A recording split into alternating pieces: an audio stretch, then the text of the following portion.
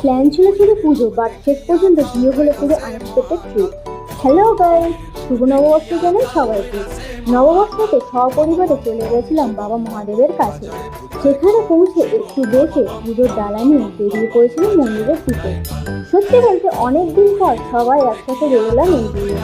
মন্দিরে যাওয়ার আগে পুকুর পাড়ে এসে হাত পা ধুয়ে ঘটে জল নিয়ে চলে এসেছিলাম মন্দিরে।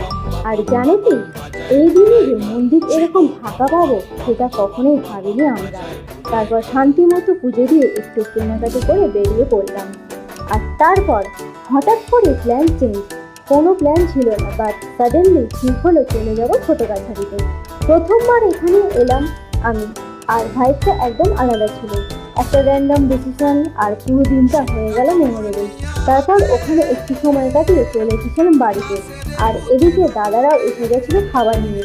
তোমরাও জানিয়ে লাস্ট পাবে সপরিবারে বড় কাছাড়ে গিয়েছিল। আজকের মতো এটুকুই, দেখা হবে নেক্সট ব্লগে। টাটা।